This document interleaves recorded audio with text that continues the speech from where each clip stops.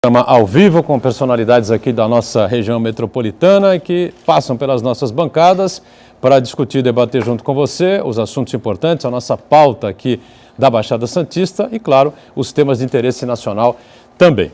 Você sempre participa com a gente, telefone aberto, 3014 5281, ligue para cá, participe conosco, envie a sua pergunta, o seu comentário, a sua opinião, né, sobre o que a gente debate aqui. E pelas redes sociais, sempre o facebook.com/Painel Regional TV, para a sua mensagem aqui para a equipe do Painel Regional. À minha esquerda, com prazer, recebendo aqui Fernando Chagas, cientista político, mais uma vez conosco, ao lado do jornalista Sérgio Loureiro, que vai participar hoje conosco, e aqui à direita, com prazer, recebendo a presidente do PTC de Guarujá, o Partido Trabalhista Cristão, Angélica Mariano.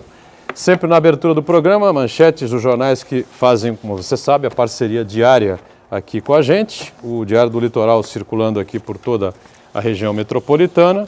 Aqui o DL trazendo na capa esta manchete: ladrões roubam 179 mil de agência bancária, né? Virou moda aqui na região, todo dia é uma notícia nova sobre a segurança pública que o Chagas recebe, o Sérgio também, e eu passo aqui o Diário do Litoral à Angélica, né?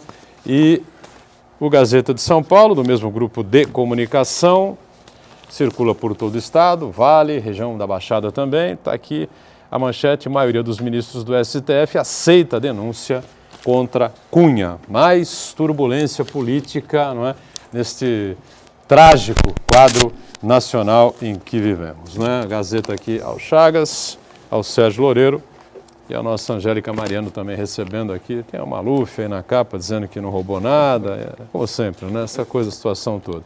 Eu queria dar um destaque aqui também ao jornal Santa Cruz, que é a voz lá do Santa Cruz em Guarujá, jornal que pilotado aí pelo Sérgio Loureiro, que tem uma experiência grande aí, não só no município, mas também na área social, com moradores de rua, e a gente vai destacar bastante esse tema aqui na sequência do painel regional. Fernando Chagas, tudo bem, Chagas? Tudo bem, olá amigos, um abraço aos telespectadores. Hoje, Boturão, não vou comentar as manchetes do Diário do Litoral e da Gazeta de São Paulo.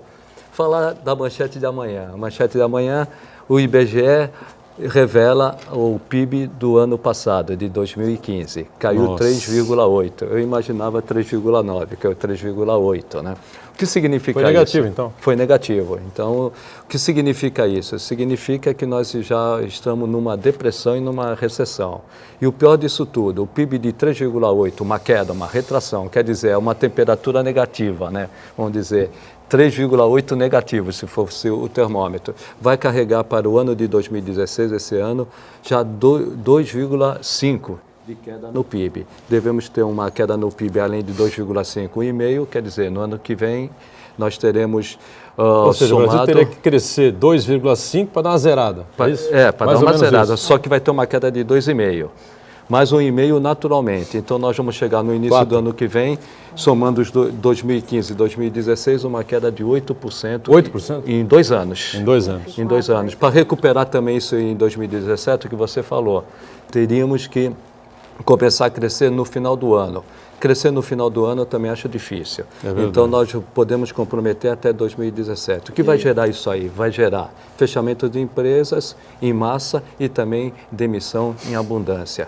É um quadro, infelizmente, triste. Nós estamos vivendo isso aqui na nossa região metropolitana. Os Minas é um grande exemplo disso, né? E fica essa questão sempre que ninguém consegue explicar, o governo não mostra uma luz no fim do túnel. Como é que nós estamos vivendo um quadro desse, um quadro recessivo, PIB negativo, demissões acontecendo, empresas fechando, e a inflação continua aí, né? É que chamamos de estagnação. Houve uma controladinha, né? Agora, talvez agora para março e abril não suba tanto, mas continua aí, né? A inflação completamente fora das previsões e do que o governo estipula como meta, na faixa de 5, alguma coisa assim. A meta é 4,5. 4,5. O teto da meta, 6,5. Tivemos uma inflação no ano passado de 10,67. Oficial? Oficial, 10,67 o IPCA. Oficial você pode considerar no mínimo o dobro, né? Os produtos que a gente vê por aí. Vai na feira, supermercado, média, né? Olha, tem altos e baixos, né? Às vezes o produto fica lá encalhado, o pessoal é obrigado a botar para fora. Mas... E você tocou num ponto importante. importante, a inflação vai cair de 10,73 que está atualmente, né, para cerca de 8,5, com o PIB caindo, repito, o PIB caindo 4%. Então devemos chegar no fim do ano, início do ano que vem, com o PIB caindo de novo 4%, é a maior recessão que nós temos na história. O PIB do Brasil ele só caiu acima de 4% uma vez, foi no governo Collor, em 1990, 4,3%. Essa é a segunda maior queda do PIB, 3,8%, com uma inflação de 8%. Você falou como sair disso. Sair disso, primeira coisa, tem que ter um entendimento político. Enquanto nós não tivermos um entendimento político, não resgata a credibilidade, não resgatando a credibilidade, o empresário não investe, não investindo, o Brasil vai continuar desacelerando. Temos que segurar as contas, não tem jeito, não é? Sérgio Loureiro, jornalista, obrigado pela presença, tudo bem? Obrigado, eu que agradeço a oportunidade de estar aqui, né, para falar um pouco desse trabalho na rua, né? Trabalho de pesquisa. Você acompanhou a vida de moradores de rua de perto, né? Vivendo com eles. Não, eu vivi tudo aquilo que eles viveram. Eu passei uma semana nas ruas. Dormindo na rua, comendo na rua, pedindo esmola, essa coisa toda? Não, nunca pedi esmola. Ah, não pediu esmola? Não. Eu, inclusive, às vezes dormia no hotel, almoçava em restaurante. Né? Dava uma escapadinha. Mas isso no primeiro, segundo dia só. Depois passei a viver como eles viviam. Muito bem, você vai contar essa experiência para nós aqui ao longo do programa. E a Angélica Mariano volta aqui conosco mais uma vez, ela que preside o PTC de Guarujá. Tudo bem, Angélica? Ótimo. Agradeço aqui a toda a equipe que está nos recebendo novamente, em seu nome, Boturão. É sempre um prazer estar aqui. Cumprimento Chagas, muito feliz de estar com você na bancada, o Loureiro, e muito feliz de estar aqui novamente com vocês. Agradeço vocês nos receberem em casa, até porque a gente tem sentido, e vou fazer aqui um agradecimento, né, à população, quando a gente vai, conversa com a gente, para que a gente venha nos meios de comunicação e fale a respeito do que a gente passa na nossa cidade, porque após a nossa vinda aqui ao programa, muito feliz, uns 15 dias atrás, mais ou menos, Sim. Não foi? Nós falamos muito sobre o problema de trânsito, mas sobre a falta de manutenção das malhas viárias, das ciclovias, o abandono, e hoje nós estamos vendo uma grande tarefa lá no Guarujá, nessa semana aí que passou, que nós estamos tendo uma limpeza urbana. A gente só espera que isso aconteça. A gente só espera, né, conto com vocês aqui, sempre falarem do Guarujá, mesmo quando a gente não está, para que isso aconteça sempre, né? Não, se for por todos isso, os meses, aqui, e a né? gente aguarda vocês aqui. E é por isso que a gente está aqui, para ser essa voz da população, para que estar aqui presente com vocês. Muito bem, estamos online pelo site da TV Santa Cecília, você clica lá no ícone do painel regional, no Santa Portal, e acompanha a gente em tempo real. Programa encerrado, você revê pelo YouTube, como achar mais interessante, os trechos que julgar mais importantes do programa, ou o programa por inteiro, você fica à vontade, não é? Acompanhando sempre a sua participação e a nossa produção, conosco em mais esta edição do painel, a Rubeni Carpanedo. Tudo bem? Tudo bem, boa tarde a todos. Boa tarde a você, internauta, e desde já pode mandar a sua pergunta aqui na nossa página do Facebook. Curta a página do painel regional e envie sua mensagem em box, que eu estou esperando a sua participação. Tá certo. Bom, pegou todo mundo de surpresa, não é? As manchetes dos principais jornais aqui da região, esta decisão do TJ, Tribunal de Justiça, determinando aí a exoneração de 519 servidores de Guarujá, comissionados, não é? Por considerar aí inconstitucional essas contratações, essas nomeações por parte da Prefeitura de Guarujá, né, que foram feitas através de uma lei, né, que foi aprovada pela Câmara, a Angélica pode me corrigir se houver algum erro, em 2013, né, Lei 4.004. Foi a última reforma. A última reforma administrativa proposta aí pela prefeita Maria Antonieta. Né? Então, atualmente são 446 cargos aí que estão sendo ocupados, né?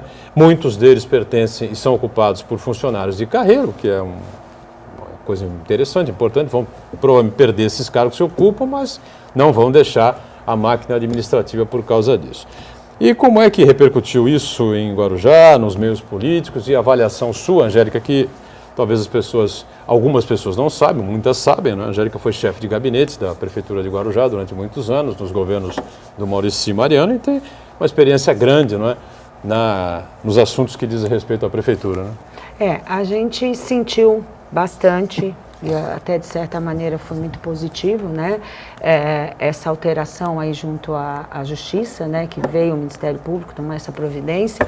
A gente ficou até muito feliz em relação a isso, porque a gente já vinha sentindo uma grande reclamação. A gente está aqui como voz da população e voz, né, dos funcionários públicos também. Uma grande reclamação de que a máquina estava realmente lotada com essa quantidade de cargos, não absorvia realmente a quantidade enorme de funcionários públicos para isso, que eu acho que o funcionário público tem que ter realmente um posicionamento dentro de uma administração, ele tem que ser valorizado e nos representar, nós munícipes, também nos cargos maiores dentro da administração, não só com aquela função que ele passou no governo, né, no concurso público. E com essa vinda dessa alteração da lei, isso mostrou a quantidade excessiva que estava tendo de valores na folha de pagamento e muitos até sem necessidade, porque a gente tem certeza que isso vai ser, né, nós vamos sentir agora, qual é a grande necessidade que eram todos esses cargos que existiam lá. Então a gente sabe que o político, lógico, ele tem que ter cargos comissionados, essas pessoas, funcionários ou não, tem que ter um valor e um recebimento de salário, uma posição, ele tem a necessidade dessa pessoa ao lado dele. Antigamente os cargos comissionados nós falávamos que eram cargos de confiança, porque realmente são as pessoas de confiança. O povo me elege e eu tenho que chegar lá e ter ao meu lado em quem eu confio. De preferência funcionário público, lógico, mas muitas vezes alguém que vem de fora, que a gente tem uma confiança, que construiu aquela ideologia dentro do partido ou dentro do nosso meio político, para que a gente alcançasse a vitória numa eleição e implantasse toda essa ideologia que o povo está agradecendo, Eu não tive está confiando na gente. Do fundamento legal, não sei se a senhora teria. O fundamento legal qual foi? Foi o excesso de cargos ou o excesso de valores? Vamos dizer, tem um número de funcionários, servidores, cargos efetivos e um número excessivo em relação ao número de Exatamente. Foi esse? Exatamente. Então, eles também questionam o seguinte, que eu acho que é um dos principais, assim, eu acho que para mim é o que mais chamou a atenção e tem as pessoas na política lá local têm discutido isso. Ali existem muitos cargos que deveriam ser cumpridos por funcionários públicos. Privativo de funcionário público. Privativo de funcionário público, então não deveria existir. Esse cara comissionado? Não. Ele deveria existir porque é uma função. Ele deveria ser absorvido pelo funcionário público. Do quadro efetivo. Do quadro efetivo da prefeitura. Né? Então quer dizer, esses tanto que muita cargos gente está comissão... confundindo, as pessoas que estão em casa, né? Vamos lembrar da Conceição, lá em Vicente Carvalho, né? Mas também tem o seu Manuel de Santa Rosa, que eu andei conversando com ele, um abraço. Às vezes as pessoas confundem, isso aí não foi secretários e diretores. Tá? Não entra aí a redução de secretários, são alguns diretores específicos, alguns cargos criados numa reforma administrativa. O que me chama a atenção é o seguinte, para chegar a isso, eu acho que a gente como administrador público, a gente tem que ter orientação jurídica. Quando a gente vai tomar o nosso posicionamento na criação, porque essa reforma administrativa, para que o povo, a pessoa que esteja em casa, o que acontece? Né, a dona Maria, né, que você entende em casa, o prefeito junto com a sua equipe, ele organiza o que ele pretende na administração dele, faz esse projeto da reforma administrativa, encaminha para a Câmara e a Câmara analisa se isso está correto ou não. Então foi aprovado pela Câmara, tanto que existe, é uma lei, está lá, foi aprovado pela Câmara. Então apoiaram-se fazer isso. A Câmara comeu bola? Pode ser. Não é verdade? Faltou uma assessoria jurídica mais... E eu acho que a prefeitura também já começa da prefeitura, né? Isso que nós temos que ser representados. Eu acho que aí que se fala tanto em transparência, essa é a responsabilidade do poder público. Então o argumento fundamental foi esse, os cargos deveriam ser privativos dos cargos efetivos. Um deles, exatamente. E não de cargos em comissão de livre provimento, aquele que o administrador, o prefeito tem direito à liberdade. Um deles foi muito grande isso, né? Outro, eu vi no relator. E o outro seria o excesso na remuneração. Na remuneração, e assim, né, isso que eu acho que a população está aliviada, a gente percebe o quanto é gasto de dinheiro público sem uma necessidade. Isso cabe ao administrador, porque vou dizer o seguinte também para vocês, a gente chega lá na prefeitura, a gente é eleito prefeita, a gente tem que analisar e todo prefeito manda uma reforma administrativa. Vocês conhecem algum prefeito que não administrou, que administrou com uma administração que era aprovada anteriormente? Não, porque você tem que ter... Você tem a sua adaptação, você tem que seguir uma ideologia, você, não é verdade? Você tem que ter, né, a sua cara. O mundo é dinâmico, né? As coisas mudam naturalmente. Entendeu? Então, isso não quer dizer que essa outro, nova reforma administrativa que vai passar pela Câmara, o próximo prefeito do ano que vem vai incluí-lo e assumir aquilo. Ele tem o poder de mudar, ele tem o poder de alterar e trazer aquilo de uma forma positiva para que ele consiga administrar daquela maneira. Né? A lei dá essa abertura, a democracia dá. Agora, é aquela coisa, quando eu faço o meu projeto de lei administrativa da maneira que para mim é uma maneira de eu alcançar, ter aquelas pessoas ao meu lado, ela vai para a Câmara. A Câmara também tem que analisar. Mas como antes de ir para a Câmara, eu tenho... Como está indo agora. Como está indo agora. Eu vou tocar num assunto aqui... Reduzindo drasticamente eu vou tocar aqui num assunto cargos, né? Que eu não sei, eu ainda não estou a par de quantos está. Vou ser aqui sincera, tá? Mas assim, eu acho que até mais que um salário numa economia, de secretário, diretores que muito falam, cargos comissionados, secretarias têm um custo muito alto para a prefeitura. A secretaria em si, não são só os salários. Né? Quando a gente cria muitas secretarias, ministérios, que hoje, quantos ministros nós temos? 31.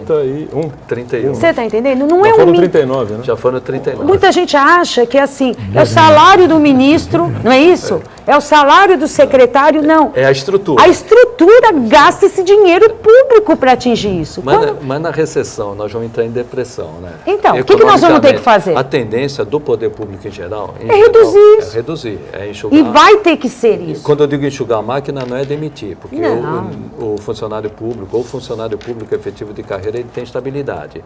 Porém, é diminuir a estrutura, enxugar a estrutura, porque com a arrecadação do jeito que está caindo... Quando a gente vai atrás da reforma administrativa que vai ser feita, a gente também tem que se preocupar com isso. Né? Como população, como povo, a gente tem que se preocupar se dentro dessa reforma política nova também houveram reduções de secretaria. Você imagina uma prefeitura, uma administração em Guarujá, seja com o atual prefeito ainda esse ano, ou seja com o próximo ou a próxima que vier, não é? Com uma gestão mais enxuta, com menos secretarias. Você o Chagas citou aqui, é a única saída, gente. Ele acabou de citar, não foi? Que vai ser uma das primeiras coisas. Você tem que... Qual é a Fusões entre secretários, secretarias. Outro dia eu estava conversando com um empresário. E essa é uma grande discussão entre a administração privada e a pública, né? Qual é o empresário privado que consegue trabalhar e fazer aquela empresa ter ganhos e evoluir com uma folha de 60%? 60%. Aí já está estourando a lei de responsabilidade, né? Não, 60% é a lei de responsabilidade, mas qual empresário que consegue administrar uma empresa particular com isso?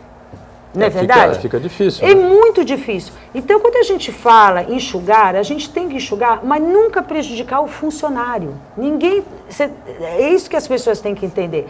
Quando se fala em enxugar, não é só enxugar salário, não é... Você tem que enxugar a organização em si, a estrutura. Que isso passa onde? Na reforma administrativa.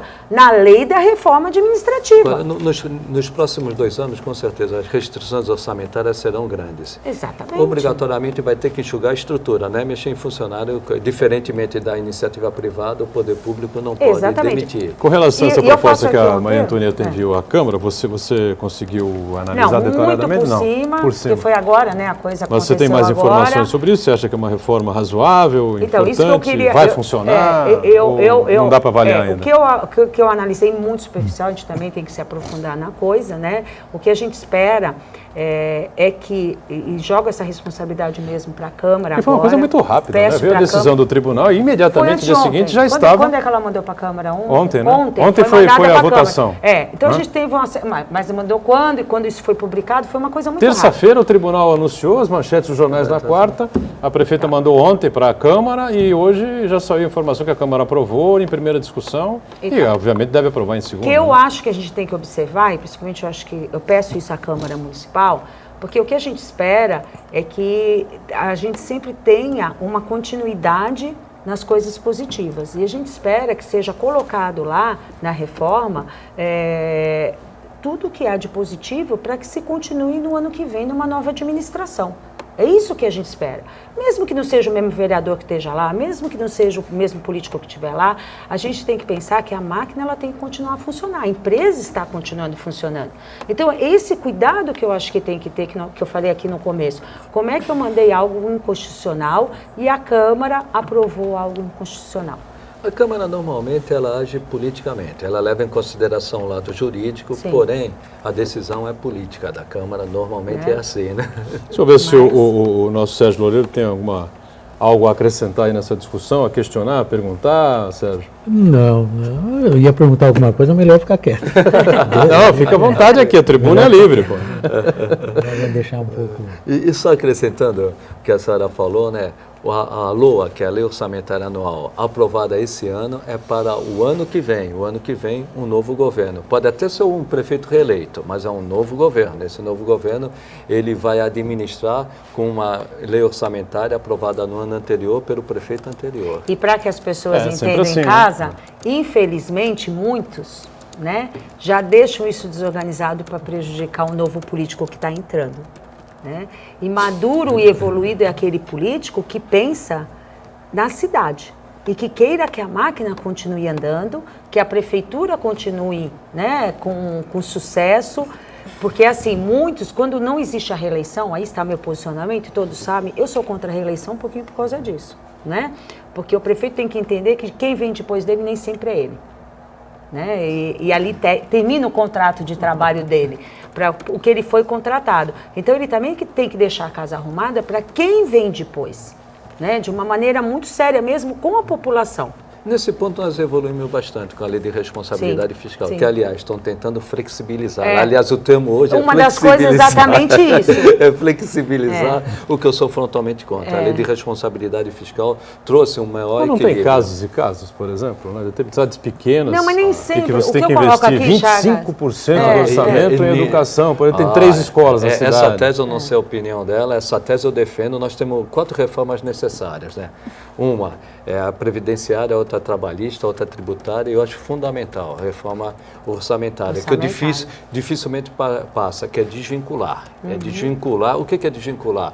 25% para a educação, 15% para a saúde e outras despesas mais que nós também temos vinculadas pelos convênios. Porque em determinados municípios, 25% para a educação é um horror de dinheiro, Para um outros oceano. Para outros eu não é acho suficiente. que, eu falo que algumas... Para a saúde, então, nem se fala. E é vergonhoso, e a gente vê, às vezes, o administrador ser obrigado a investir em educação. É básico, né, gente? A gente sabe que a educação, tudo que você investe em educação, você vai fazer uma benfeitoria para a sua administração enorme. Na saúde. Pensar no futuro, né? Não, na saúde. Também, não, claro. Até imediato. Um povo que tenha um investimento muito grande na educação, você vai prever coisas assim até de mês ou do ano seguinte, a cidade já mudou.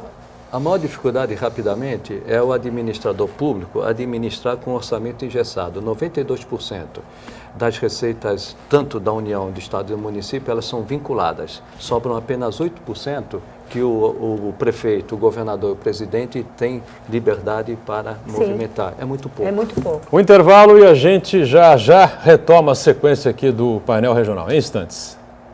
De volta à sequência aqui do nosso painel regional, Chagas conosco, ao lado do Sérgio Loureiro, jornalista, com a gente também a Angélica Mariano e a Rubeni, atenta já. Participações conosco neste início de bloco, Rubeni? Sim, o Custódio Fernandes, perguntando aqui para a bancada. Se além do salário do vereador, ele tem a verba de gabinete, que muitas vezes é maior que o próprio salário. Além disso, tem os assessores, que elevam o custo da prefeitura. Nós temos excessos de políticos no Brasil. Os estados não precisam de 3 senadores. O país não precisa de mais de 500 deputados federais. Infelizmente, não é possível manter os custos com tantos exageros. Qual é a opinião de vocês? Tem estados que realmente não têm a menor necessidade de ter 3 senadores. Né? Ou então São Paulo tinha que ter uns 12. Né? O Rio de Janeiro uns 8, Minas Gerais uns 10. Quer dizer, realmente está tudo fora da balança. Agora a estrutura das câmaras municipais é mais ou menos por aí, né?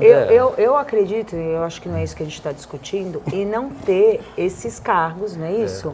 Não é acabar com casos, Claro. não é isso. É o que eu falo, existe algumas pessoas que tem que existir tal. O que a gente tem que estar muito atento é diminuir essa quantidade, essa estrutura pra pesada essa, das que é administrações, pesada né? para a gente, né, reduzir gastos, reduzir custos, para que você sobre essa verba aí, para que você possa fazer um investimento. Agora, o Senado da República é totalmente desequilibrado, né? O problema é na estrutura. No caso de ter 3 senadores por Estado, isso já é tradicional, 513 deputados, né, a Constituição que determina. Eu não vejo na questão nem da representatividade do Estado, que são os senadores, e nem na representatividade do povo, que são os deputados, mas é o que a Ana falou, a estrutura. A estrutura é muito grande, a estrutura é demasiadamente grande. Isto aqui acaba onerando. No caso das prefeituras e principalmente das câmaras, muitas delas não têm recursos orçamentários para ter verba de gabinete. Essa verba de gabinete ela tem muito, é na Câmara Federal e no Senado. Daí esse gasto exagerado. Prefeituras pequenas, depende de transferências constitucionais, Sim. elas não têm muitos recursos para consegue. distribuir, como ocorre na Câmara Federal e como o Boturão falou, no Senado. O Senado, a distribuição de verba de gabinete realmente é uma enormidade. Eu acho que assim, nós temos que entender, mas principalmente o político que assumiu o cargo, que ele está ali contratado. E isso sim, né? O senador, ele está ali contratado, ele tem que exercer aquele cargo e trabalhar pelo que ele está sendo pago. Eu, pelo menos, E outro vejo ponto, assim. a gente critica muito, aqui mesmo, né? O Senado e a Câmara. O poder da República que mais gasta, proporcionalmente, é o Judiciário. Sim. Muito bem. Bom, vamos falar um pouquinho sobre moradores de rua, né, que é um assunto bastante difícil, bastante complexo. As administrações oferecem aí uma série de serviços, né, e cada dia que passa a gente vê mais gente morando pelas ruas das cidades aqui. E a gente tem um especialista aqui no assunto, o Sérgio Loureiro, eu repito, proprietário do jornal Santa Cruz lá em Guarujá. O Sérgio que resolveu passar uma semana, não é, como morador de rua mesmo, e para saber, sentir na pele o que é que passa com esse pessoal, as dificuldades que eles têm, né? E por que você resolveu encarar essa aventura aí, Sérgio? Teve uma ocasião, eu estava sentado na orla, no banco ali na orla, no jardim da orla, né? De Guarujá, né? Não, Não? aqui em Santos. Santos. Em Santos. Perto do aquário ali. Perto do aquário, próximo do aquário. E de madrugada ali, eu sentado, passou muitos moradores de rua, mas muitos moradores. E alguns chamavam atenção, né? Alguns chamavam atenção. E um deles me chamou muito mais atenção. Ele sentou na grama, porque não arrumar um lugar para dormir, né? E eu falei para ele, ó, vem, senta aqui no banco, né? E comecei a conversar com ele, era um pastor. Era um pastor que tinha largado tudo e foi viver na rua. Pastor evangélico? E aí, conversando com ele, ele me explicou tudo que se passava pela rua, né? Eu, como já vinha estudando isso há muitos anos, eu decidi, eu falei, eu vou para a rua. E aí o que você fez? Tomou a decisão e Tomei a decisão e fiz todo saiu o de casa um caminho, dia e... fiz todo o caminho que o morador de rua pode fazer. Por exemplo, saiu de casa, você fez o quê? Saí de casa, fui procurar um albergue. Ah, foi procurar o Alberto? Sim. Aqui em Na Santos? verdade, eu fiquei 30 dias, uma semana na rua e 30 dias no albergue. Em Santos ou no Guarujá? Em Santos. Ah, em Santos. Mas agora já lá era diferente, porque eu fui mandado para lá também e não tinha vaga. Né? Então, o primeiro passo no albergue, em São Vicente, não tinha vaga. Quando foi essa aventura sua? Em 2008. 2008? 2008. Foi quando eu abri o jornal. Justamente eu abri o jornal por causa dos projetos sociais. Aí você foi para o albergue de São Vicente primeiro? Primeiro Não. São Vicente. Foi procurar em Santos, não tinha vaga. Não, fui direto para São Vicente. Ah, foi direto Comecei para de São Vicente. Eu comecei de lá para cá. Primeira noite, nada. Não tinha vaga. Não tinha vaga. E aí dormiu onde? Eu falei, e agora? Dormiu na rua. Hotel ou rua? Hotel ou banco? Falei, não, vou para a rua. Ficou no Dormi banquinho, atrás né? Dormiu no do Ilha banquinho? Porchá, do clube. Ixi, mano. Ilha Na Porchá. praia ali, não? Ou no hotel ali? Ou no cimento mesmo, na Não, calçada? no fundo, de frente para a praia, lá no Ah, fundo. tá certo. Um calçadão. Sei. Naquele calçadão ali. Tá, dormiu ali. Isso. Você e mais quantas pessoas ali? Ou não tinha mais ninguém? Não, tinha. Tinha? Ixi, tinha, mas não paravam, né? Não chovia? Não, eles iam ali, consumiam e iam embora. Ah, tá. Consumiam e iam embora. Bom, enfim, a segunda noite é a mesma coisa. Mas você voltou no segundo dia lá no albergue? Sim. E também não tinha vaga? Não tinha vaga. Eu fui 3 vezes lá. Na terceira noite, me colocaram numa perua e me trouxeram para Santos. Ah, tá bom. Eu fiquei só olhando, eu queria aquilo, porque eu queria contar aquilo. Aí encontrou vaga? Não, Também não? também não. Quando cheguei Não lá tinha, já estava também. fora de horário, então só me transferiram de local. Não, você já ficou 2 noites em São Vicente, fica algumas noites em Santos. Né? E me deixaram ali no Mercadão, ali. Uma região boa, né? Que quase não tem nada. Né? Uma região boa. Aí você ficou por ali mesmo ou foi para outro lugar? Não, naquela noite foi pro hotel. Não aguentou o tranco? Naquela noite foi pro hotel, né? Não dá, né? E no outro dia eu fui no albergue. Tinha que passar por uma assistente social que não estava no local, só viria no outro dia. Voltei para a rua, aí fui para a ponta da praia. E você conviveu aí nesse período todo com muitos moradores de rua, gente que tem dificuldade? Muitos. O que você aprendeu aí com esse pessoal? Olha, eu aprendi muita coisa boa, rapaz.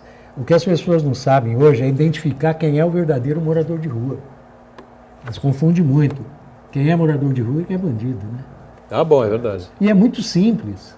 Qual é a diferença? A diferença é o seguinte, o morador de rua real, aquele que necessita, né? Ele tem vergonha. Ele não anda em grupo. Ele não anda de cabeça erguida e não te pede nada. Não pede nada? Não. Muito difícil. Ele vai num barzinho, ele vai em algum lugar ali, pede um lanche, né? Ou ele te pede até mesmo para que você compre um lanche para ele. Não é que ele não pede, ele não te pede dinheiro, né? E Quer dizer, os tem o outros- pedinte de rua, que é o cara que fatura, que ganha dinheiro, sobrevive com aquilo que ele ganha, recebe das pessoas na rua, vendendo isso, vendendo aquilo, simplesmente pedindo esmola. Sim, mas esse ele aí não é morador. Esse aí não é morador. Ele tem um cantinho dele, Tem um um cantinho apartamentinho, dele. uma casinha em algum Normal. lugar, com a família, em algum lugar. Normal. E aí o próprio morador, que é aquele que você descreveu aí. Exatamente. Tem que aprender, as pessoas têm que aprender a identificar quem é o verdadeiro morador de rua que necessita da ajuda, né? Porque tem o usuário de droga, tem uma série. É nesse ponto que eu queria tocar. Fala-se muito que quando o morador de rua, em situação de rua, ele vai para a rua, ele começa a consumir o álcool e às vezes até o crack. Aí fica muito difícil sair dessa dependência. Isso é verdadeiro? Aí, nesse caso, sair da dependência, sim, é verdadeiro. Sair da rua é fácil. Sair da rua é fácil. O Sair da problema rua é é a droga. O problema é a droga. E uma coisa, o que me chamou muita atenção, por exemplo, existe um albergue muito bom, que é na Brás Cubas. Né? Ali tem um albergue muito bom, ali nossa, realmente tratam muito bem. Mas quando se trata de prefeitura, nada funciona. Eu vi as piores coisas que eu pude ver foi dentro do albergue da prefeitura. Daqui em Santos ou De Santos. De Santos? Ali no mercado, ali onde tem as barquinhas, a catraia, né? Ali tem um albergue, não sei se você conhece. Conheço. Você já visitou ali? Oi? Você Não, nunca não. visitou? Ali acontece o seguinte. Isso quando o senhor estava como morador de rua. Isso, 2008, passando por, 2008. Não morador de rua, estava passando Tava por situação, passando sabe? em Por experiência. situação, em situação. E ali dentro do albergue aconteceram coisas, rapaz, que é inacreditável. O que se comentavam à noite ali, o que se comentava entre eles, né? Mas é quem tinha roubado mais e quem já tinha matado mais. Então eram criminosos. Criminosos. Isso dentro do albergue. Dentro do albergue. Dentro do albergue. E o mais perigoso de tudo, que ali junto tinha garotos. Garotos saíram de casa por uma razão ou outra e conseguiram uma vaga no De briga albergue. de família. Conseguiram aquela vaga e estão ali junto com aquele bandido. E se não tirar ele dali, com certeza é um bandido a mais. Ou seja, esses caras deviam estar na cadeia, né? Ou entregues à certeza, polícia, não estavam dá. ali ocupando vaga do albergue noturno. A gente Diga, fica André. muito feliz de estar escutando isso aqui, porque a gente, em Guarujá, em especial, nós estamos com muitos moradores, uma realidade que a gente sabe que muitos não são de lá, porque a gente anda na rua e conversa, né? Que isso é outra coisa. Isso é um que problema nem- aqui da Baixada, né? Mas não é da Baixada, não, porque... mas assim, eu acho assim... Santos aí que sofre vai, muito com Chagas. Eu acho que a administração tem que atuar no seu município. Né? A gente tem que discutir a Baixada como um todo, mas assim, hoje está tendo está prejudicando o Guarujá, até na economia do Guarujá turística. De restaurantes, porque você imagina você ser dono de um restaurante, que a gente escuta muito depoimento, e ele tem que chegar 1 hora antes só para fazer a limpeza do local, porque o morador de rua ficou ali. E aí volta, que não é nem do Guarujá. Agora, nós temos alguns do Guarujá, mais ou menos o que o Sérgio falou da identificação ali, o que a gente percebe é a falta, novamente, de presença do Estado para que ele tenha força, para que ele assuma aquele problema sério daquele ser humano, que nem sempre é o que ele falou, alguns estão lá por causa de bandidagem, alguns não, então tem que fazer essa divisão, muitos são problemas psiquiátricos, existem convênios com o governo federal que traz esse dinheiro também para que você trate esse morador de rua com problema psiquiátrico, mas que a gente não vê isso acontecendo no papel. Então, não é a população ter o problema que o cara está lá no comércio dele ou na casa dele incomodando. É a presença do Estado apoiar esse cidadão a ter a solidariedade. Sim, sempre o cidadão tem que ter a solidariedade, mas não é o morador do bairro, o comerciante, que tem que resolver aquele problema. É a presença do Estado, sendo a polícia militar, a polícia civil e a prefeitura, com a ação social e com a saúde, trabalhando realmente em conjunto. Nós já passamos por isso. Morador de rua não existe de hoje. Não, séculos e séculos. Isso existe há séculos. Então a gente tem que trabalhar com isso, com olhar ao morador de rua, com respeito àquele morador, mas que também a gente consiga dar dignidade àquele morador de rua. Nós temos o caso, por exemplo, de pagar a passagem e mandar embora. Não é isso? Sim. Fui conversar com os meus amigos taxistas, assim, um abraço a todos lá da rodoviária de novo. E o que eu escutei deles? Que chegar lá, quantos? Dá o dinheiro para o morador de rua e comprar passagem e nem espera o ônibus chegar para ver se ele está indo para a cidade dele ou não. Se esse morador de rua tem o vício, recebe aquele dinheiro, Sérgio, o que você viu? Para onde ele vai? Às vezes ele vai pro barzinho da esquina da esquerda, da direita. Entendeu? Depende então, muito. Então, cadê o comprometimento? Cadê o olhar daquele morador de rua de realmente resolver qual é o problema dele?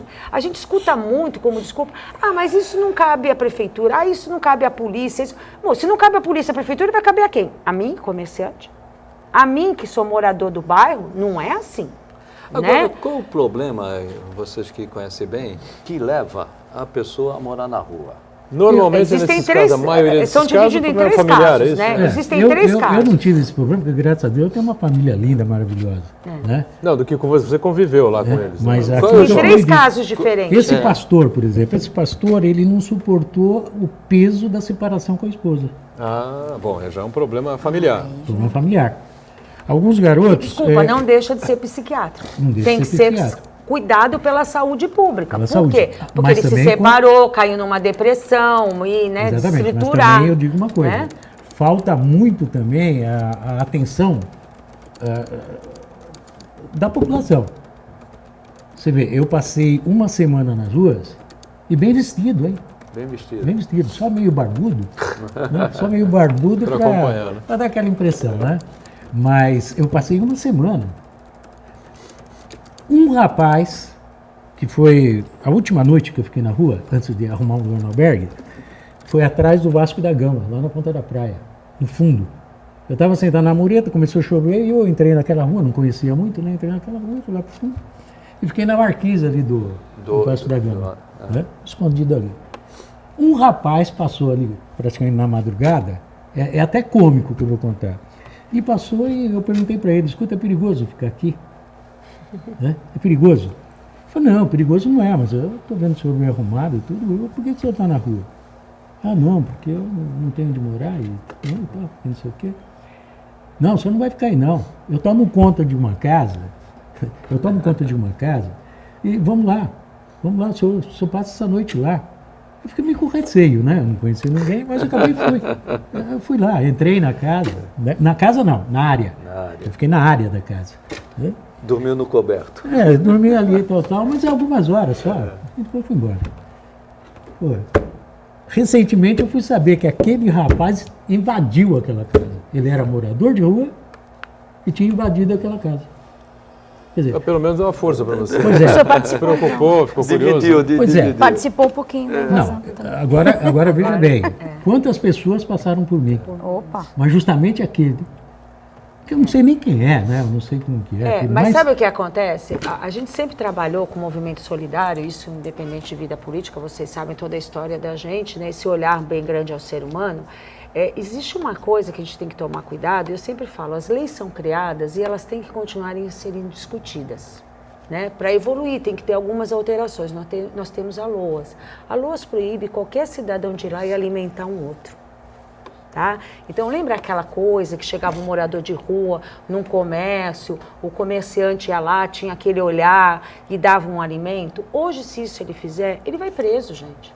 E isso a gente tem que discutir. Até onde essas leis criadas também não estão boicotando a solidariedade que é do coração do ser humano. Exatamente, tentar forçar que o cidadão aceite o serviço público, sim, né, que as mas prefeituras assim, oferecem. A gente sabe que se esse cidadão está na rua, ou por um vício, ou por um desnorteio da vida... muitos não querem deixar a rua, né? Ou, exatamente, ou por um problema psiquiátrico, ele só vai sair de lá quando ele tiver um olhar humano.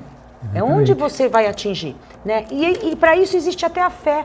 Quantas entidades sociais ligadas a religiosas estão proibidas, mas estão proibidas de ir lá na rua fazer esse trabalho na rua.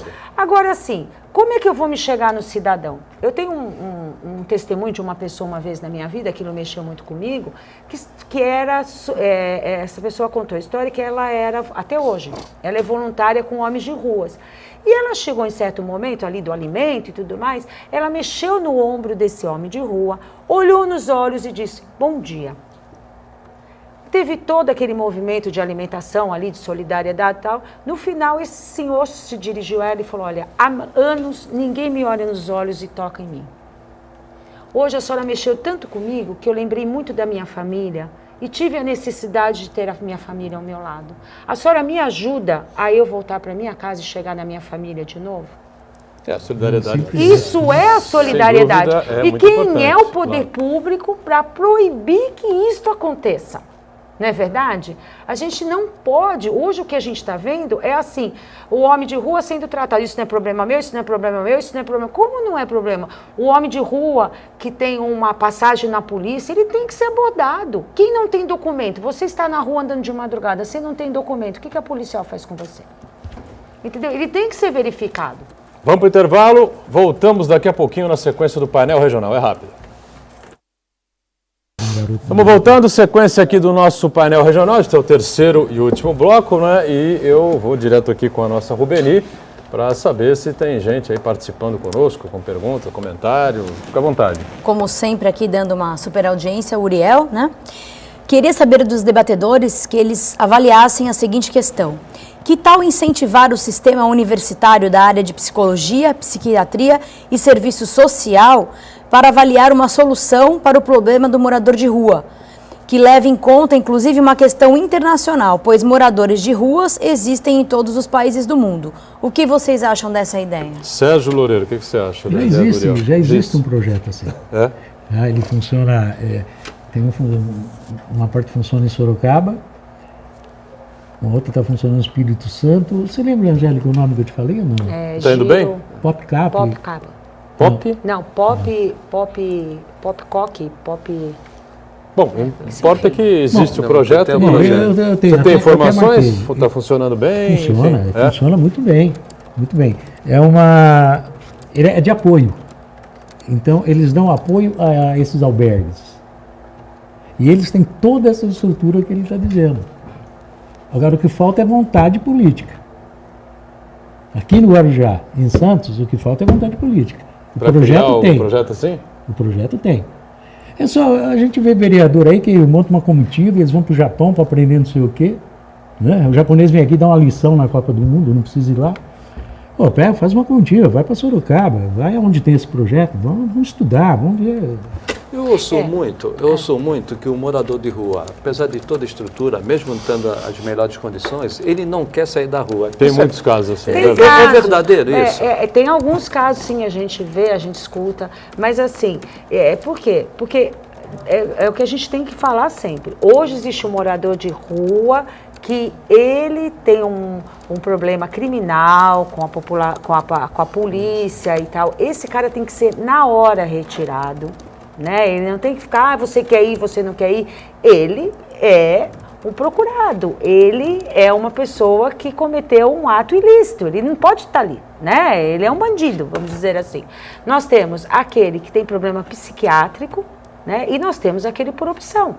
Agora, tem que ser tratado pelo Estado primeiro. A administração pública, existem verbas dentro do LOAS, existem convênios. A administração pública ela tem que tratar isso e fazer, como não só as ONGs, mas o Estado estar existente, com que a ação social trabalhe junto com a saúde. Tem saídas, tem medidas para isso e que envolva em projetos e acolha essas pessoas diferentes. Tem um caso simbólico, né? O Negrete é baixista do Legião Urbana, ele era viciado em droga, foi para a rua, tiraram da rua, levaram para a família, não demorou muito tempo, ele deixou a família, voltou para a rua e morreu na rua. Porque esse também é um problema de Estado. Nós temos um caso parecido no Guarujá, esse é morador de rua do Guarujá, tá? Que eu já escutei, já fui atrás. A família é uma família maravilhosa e tem um deles, um integrante deles, que foi morador de rua, virou alcoólatra, tal. Só que qual é a dificuldade deles? Quanto custa um psiquiatra? Quanto custa o medicamento? Em que caso eu posso colocar de recuperação esse ser humano? Aí o Estado tem que estar presente. Aí o Estado tem que dar apoio a essa família para que esse ser humano seja recuperado. Então, o que acontece? Ele volta para a rua. E a própria família que ama, que tenta de todas as maneiras, não consegue. Por quê? Porque não tem um amparo do Estado que a oriente como fazer.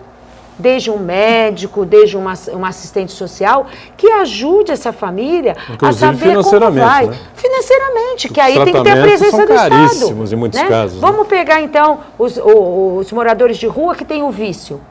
Qual é a instituição hoje que recebe isso gratuitamente? E onde se manda ou não se manda? Existem instituições do Estado, inclusive, para isso. Então, essa família tem que ser abraçada com esse morador de rua. E não essa família ver aquele componente na rua, eles tentando com muita angústia, mas se sente até com a incapacidade, não por falta de amor, mas de apoio financeiro para conseguir resgatar aquele ser humano. E isso é uma obrigação de quem? Do Estado. Perfeito. Né? Que tem que fazer esse papel. Rubeni, mais participações aí com a gente? Olha, aqui tenho que mandar os abraços e os beijos aqui, senão me bato, viu? Então aqui a Janine, da Vila Belmiro, diz que o programa está muito animado hoje. Animado? E manda um abraço para todos da bancada, que sempre tira todas as dúvidas. Também aqui o Roger, Géa e a Roberta do restaurante Pimenta Doce, que estão ligados lá, todos no restaurante, sempre acompanham o programa. Um abraço, mandando um abraço em você, aí, viu? em você, Buturão. O Adel da Aparecida, ele diz o seguinte... Adel, eu acho que cada cidade tem que cuidar do seu morador de rua. O Estado não está aqui. A prefeitura que tem que cuidar deles. Como o albergue noturno aqui em Santos, que foi citado. Talvez falte mais atitude da prefeitura. O governador não virá nas cidades resolver o problema dos moradores de rua, vocês não acham? Abel, quando eu falo Adel. Estado... Abel. Esse é o Adel. O Adel. Então, desculpa, seu Adel. Quando eu falo do Estado... a gente quer dizer prefeitura também. Eu entendo que a presença de Estado é a presença de governos, municipal, estadual e federal. Poder público em geral, né? O Estado de uma forma eu me genérica. dirijo ao Estado, presença de Estado também como prefeitura. Então, a gente tem que entender que as prefeituras, né, o Estado que a gente fala... Trabalho em conjunto, né? Trabalho em conjunto. E o Estado como prefeitura, não é o Estado de São Paulo, o Estado, né, de Rio, é o Estado da presença do governo, né, público participar disso, que tem obrigação pela Constituição Federal.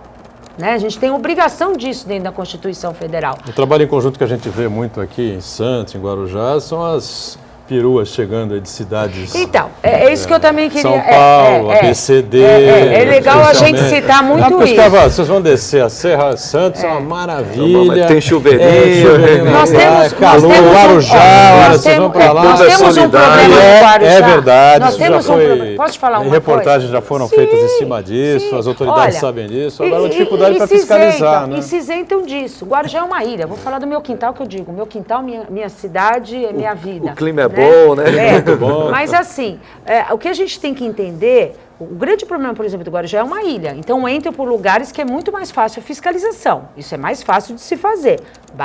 Dá trabalho. Tem que ter vontade, porque isso dá trabalho. Nós temos um outro problema no Guarujá, que é o seguinte, inclusive com o morador de rua. Ele, para ir para o Guarujá, ele não paga a barquinha. Para voltar, ele tem que pagar, ele tem que ter dinheiro. Então, mesmo que ele queira voltar para Santos, ele precisa do dinheiro para ele fazer a travessia para casa. Entendeu? E ele não consegue voltar muitas vezes por causa disso. Aí já fica direto no Porque ele já Guarujá, usa o dinheiro. Nós temos esse problema no Guarujá. Eu estou muito a par dessa situação. Aí ele não volta. Né?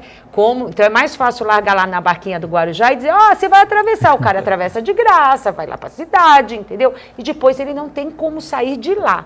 Então aí que tem que ter a fiscalização e, por favor, eu não estou falando de chegar guardas, baterem, tirar que não é teu lugar, não. É de encaminhar aquelas pessoas para onde a origem delas é. Não é problema. Deixa eu ver só. A abordagem que eu estava falando com o Loureiro, a abordagem, a importância da abordagem para convencer a pessoa em situação de rua a deixar a rua. É muito importante. É muito importante. Você saber como abordar uma pessoa dessa. Você tem que fazer com que ela confie em você. Você tem que ser o melhor amigo dela em 1 minuto. E nós temos esses profissionais na Prefeitura do Guarujá. Nós temos pessoas muito capacitadas para isso. A gente sabe, a gente conhece e nós sabemos que tem esse olhar das pessoas fazerem isso. Né? A gente tem isso, não precisa trazer nada de fora, né? Lógico que projetos de ONGs, a gente sempre tem que incentivar, mas nós temos profissionais muito capazes disso, então nós temos que pegar essas pessoas para que elas sejam também uma ferramenta utilizada para isso, dar apoio. Muito bom. Angélica, deixa eu só fazer uma volta. Em relação à barquinha que você falou, é tão simples. Ao invés de pagar para o lado de lá, paga para o lado de cá. Não é verdade? Ele vai ter que pagar para ir para o Guarujá. Quem? O usuário. Morador de rua, usuário. Morador de rua. Então, porque hoje, tudo no Guarujá, porque facilidade. Assim, tudo no Guarujá a gente só paga para sair, para ir não paga. Guarujá e Santos não concorrem entre si. Guarujá e Santos, eles são destinos. Mas eu estou dando um exemplo. Destinos de muitos que vêm sim, eu falei capital. Mas assim, não, capital, interior. Entendeu? O que nós estamos falando... Peruas que os prefeitos mandam trazer para cá, do ABC. Principalmente no verão. Opa! E eles largam, hein? Mas eu já testemunhei peruas falando de madrugada lá, de madrugada e tal. Mas assim, existe essa situação que nós moradores somos. Todos nós pagamos só para sair, nós não pagamos para entrar. É verdade. Entendeu? Dentro do Guarujá. Como eu falo sempre da Ecovias, tem aquele pedágio lá para nós, que nenhum município da Baixada tem, acaba ficando mesmo para o Guarujá, né? Que a gente tem que pagar lá o pedágio de 10,80. Agora tem mais um lá para o outro lado, que eles estão lá de Praia Grande, que eles estão querendo fazer. Eles estão querendo fazer, entendeu? Já é uma rebelião aí contra, tem que ter rebelião mesmo, chega de pedágio, né? Chega de pedágio e chega de recolher o dinheiro e não investir aonde está sendo preciso. Rubeni, mais participações? Pois não? Sim, mais abraços. A Maria e o Antônio do Canto do Forte, da Praia Grande. Obrigada aí pela audiência. Manda um abraço para todos da bancada. Obrigado. Sempre ligadinhos aí no painel regional. E o Fernando Araújo. Vocês sabem que todos os problemas citados sobre as administrações esbarram em uma só questão: planejamento. Duvido que alguém me aponte alguma prefeitura, governo estadual ou federal que tenha uma secretaria de planejamento que funcione. E só perguntar para qualquer político o que ele pretende fazer para os próximos 5 anos e ter a certeza disso. Vocês concordam? Como o assunto é Guarujá, né? A Angélica pode responder se funciona, se não funciona. Olha, eu que eu falei de secretaria. Na época secretaria sendo feito, né? A gente tem que ter a secretarias que eu falei, esse monte de secretaria e que usa, que não é são só os salários que você usa, tem lá a estrutura e nada é realizado. A Secretaria de Planejamento, ela é altamente necessária. Por quê? Porque ela faz exatamente o que ele falou. Que ela faz a administração encaminhar para o que ela quer. Aliás, eu acredito que esse planejamento começa agora, antes da campanha e antes de eu montar uma ideologia, né, do que eu quero administrar. Por isso que eu fiquei muito feliz de vir aqui discutir sobre isso. Porque... Só poderia acrescentar rapidamente, o planejamento em todas as prefeituras existe no Estado e no governo federal. Ao PPA, Plano Plurianual. Esse planejamento, em tese, ele tem que ser feito. O que ocorreu basicamente esse ano com o poder público de uma forma geral, nós esperávamos um PIB caindo 1%, ele caiu 4% e derrubou todas as receitas, inclusive do governo federal. Sim. Então fica muito difícil no Brasil, nessa situação, um planejamento ser cumprido. Agora, de uma forma geral, até por obrigação de lei, os planejamentos existem. Claro, sem dúvida nenhuma. Muito bem, vamos fechando aqui mais um painel regional, agradecendo aqui ao Chagas, está sempre conosco, ao Sérgio Loureiro, parabéns pelo trabalho. Obrigado. E Um prazer receber você aqui, viu, Sérgio? E a nossa Angélica Mariani, presídio PTC de Guarujá. Obrigado também mais uma vez por estar conosco, viu, Angélica? Eu que agradeço. Fernando. Até voltando aqui ao Fernando, né? A gente está se preparando mesmo em todos os itens. Tem gente que fala, morador de rua não é tão importante. Opa! É um problema muito sério que acarreta toda a economia de um município, que é o que nós estamos passando lá. Então, são situações que a gente está se preparando com planejamento para que a gente chegue lá e consiga realmente atuar no que os nossos munícipes estão precisando. A Rubeni está sempre com a gente, de segunda a sexta, neste horário, né, ao vivo, às 13h, e na reprise também às 20h, acompanhando a sua participação, né, e a nossa produção aqui do painel. E a gente juntos, de segunda a sexta, ao vivo, e na reprise você acompanha a gente também. Obrigado, tchau.